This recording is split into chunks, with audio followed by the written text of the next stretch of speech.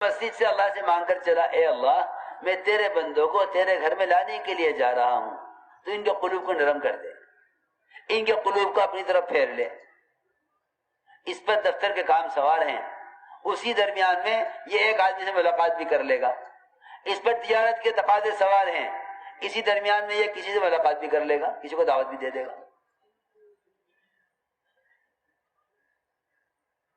حالانکہ یہ چاہیے تھا کہ صبح سے شام تک مختلف جماعتیں بن جاتی مسجد کی۔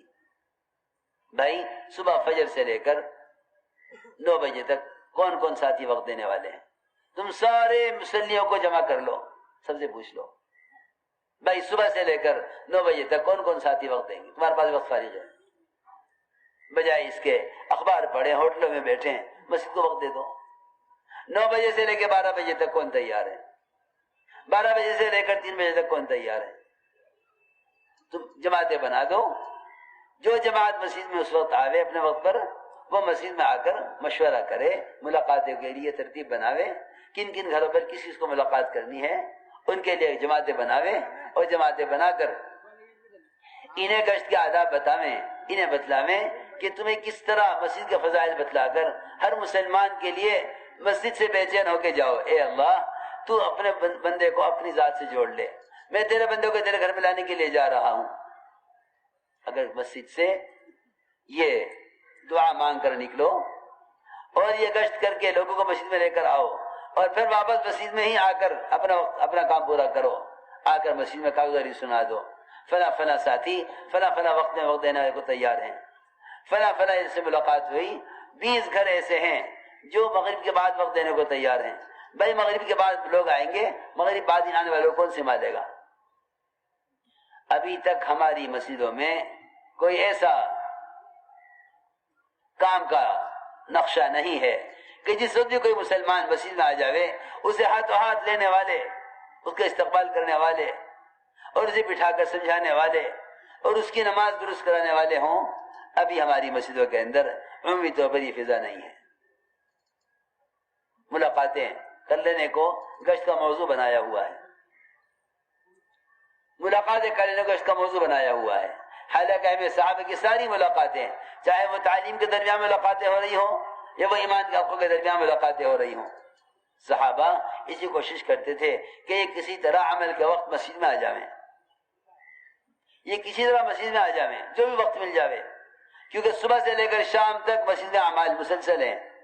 تو جو مسلمان جس وقت بھی بازار میں ملتا فارغ، اس کو مسجد میں بھیج دیتے۔ اس لیے دوستو عزیزو، یہ سب سے بنیادی کام ہے کہ اپنے ایمان میں کمال پیدا کرنے کے لیے ہمیں مسجد کو اعمال مسجد سے آباد کرتے ہوئے محنت کرنی ہے۔ ایسا نہ ہو کہ باہر ملاقاتیں ہو رہی ہیں اور مسجد عمل سے خالی ہے، کہ اگر مسجد عمل سے خالی ہے تمہارے لیے ایسا کا ملفوظ ہے کہ کان میں بات ڈالنا تبلیغ نہیں ہے، حضرت کا ملفوظ چھپا ہوا ہے، کان میں بات ڈالنا تبلیغ نہیں ہے، دلوں میں اتارنا تبلیغ ہے، اور دلوں میں اترنے کی جگہ اصل مسجد ہے۔ میں عرض کر چکا کتنے صحابہ کے واقعات ہیں کہ مسجد کے ماحول میں رہنے نے ان کے دلوں کو یعنی کفر اور شرک کی جو ہے ضد سے اللہ نے ان کے دل کو اسلام کی استقامت کی طرف پھیرا ہے۔ عمر رضی اللہ کو ضد تھی اسلام سے، اور ایسی ضد تھی کہ لوگ کہتے تھے کہ خطاب کا گدھا تو ایمان لا سکتا ہے، خطاب کا بیٹا عمر ایمان نہیں لا سکتا۔ اللہ تعالیٰ نے گھر میں قرآن کی تصحیح کے حلقے سے حضرت عمر جیسے سخت دل آدمی کے دل کو نرم کر کے اسلام کی طرف پھیرا ہے۔ یہ واقعات ہمیں ان اعمال کی اہمیت اور یہ واقعات قیامت تک کے لیے ہدایت اور تربیت کے اصول بتلانے کے لیے ہیں۔ یہ واقعات صرف تاریخ لوٹانے کے لیے نہیں ہیں، یہ واقعات ہدایت کے ضابطے، تربیت کے طریقے اور اسلام کے لیے دلوں کے نرم ہونے کے اسباب بتانے کے لیے ہیں۔ اس لیے ہمیں چاہیے کہ گشت کر کے لوگوں کو اپنے ماحول میں لے کر آویں۔ اکرام سب سے بڑا یہ حکمت، سب سے بڑی حکمت اکرام ہے۔ فرمایا ادعو الی سبیل ربک بالحکمہ، کہ دعوت میں سب سے پہلی چیز حکمت ہے۔ کیا حکمت ہے؟ کہ حکمت یہ ہے کہ اس کو اس کے ماحول سے نکال لو، ہمارے لیے ایسا فرماتے تھے سب سے بڑی حکمت اکرام ہے، سب سے بڑی حکمت اکرام ہے، سب سے بڑی حکمت اکرام ہے کہ تم مسجد کے ماحول میں لاؤ اور ایسا استقبال کرو کہ آنے والا سمجھے کہ میں اپنوں میں آیا ہوں، اور پھر پیار محبت سے بٹھا کر سمجھاؤ، نماز کی اہمیت بتلاؤ۔ سب سے پہلا کام یہ ہے، کیونکہ تبلیغ کا مقصد باتیں پہنچانا نہیں ہے، تبلیغ کا مقصد امت کو اللہ کے فرائض کی ادائیگی پر لانا ہے، امت کو اللہ کے فرائض کی ادائیگی پر لانا ہے۔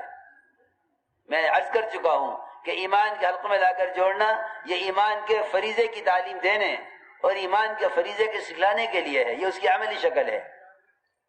اسی طرح نماز کے فریضے پر امت کو لانا کہ امت نماز کی ادائیگی پر آوے، سے ملاقات کر کے چھوڑ دینا یہ فرائض پر لانا نہیں ہے، بلکہ فرائض پر لانا یہ ہے کہ تم اپنے ماحول میں ایک مسلمان کو لے کر آؤ، ناپاک ہے اس کی پاکی کا انتظام کرو، کپڑے نہیں ہیں کپڑے دو۔ کسی مسلمان کو مسجد میں آنے کے اعتبار سے حقیر سمجھنے کی گنجائش نہیں ہے۔ کیوں؟ میں عرض کر چکا رہا، ایک مسلمان کا مقام بیت اللہ سے اونچا ہے، ساری مساجد بیت اللہ سے ادنا ہے، پھر ایک مسلمان کو مسجد میں آنے کے اعتبار سے حقیر سمجھنے کی کوئی گنجائش نہیں ہے۔ اس کو تو پاک کرنے کے لیے لائے ہیں۔ ہمارے سامنے اس کی جسمانی ناپاکی ہے، اس کا دل اللہ کے نام سے، اس کا دل اللہ کے احکام سے خالی ہے، یہ ناپاکی اس سے زیادہ بڑی ناپاکی ہے۔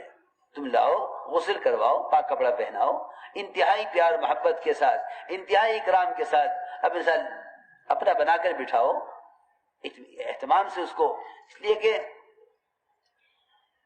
اس جو کچھ میں عرض کر رہا ہوں اس کو مشکل سمجھنا یا اس کو نئی چیز سمجھنا یہ براہ راست صحابہ کرام کے طریقہ محنت کا انکار کرنا ہے، براہ راست یہ بڑی محرومی کا سبب بنے گا۔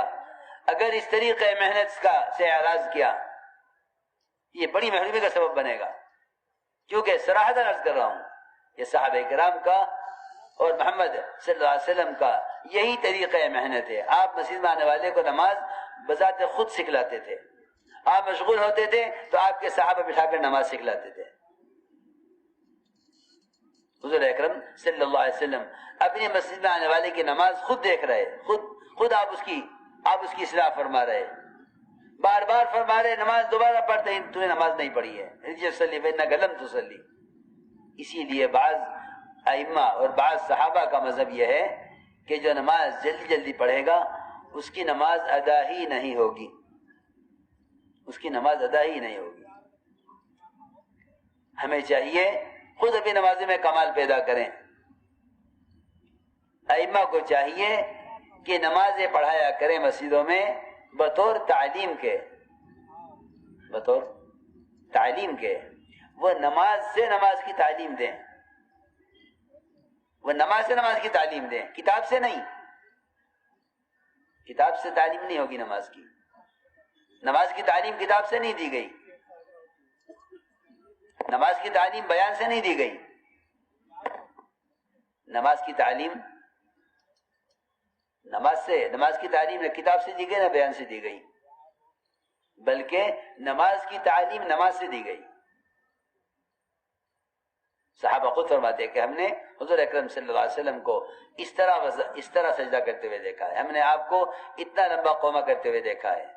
صحابہ خود فرماتے ہیں کہ آپ دو سجدوں کے درمیان اتنا بیٹھے کہ ہمیں ایسا خیال آیا کہ شاید آپ اگلا سجدہ کرنا بھول گئے، دو سجدوں کے درمیان اتنا بیٹھے کہ ہم یہ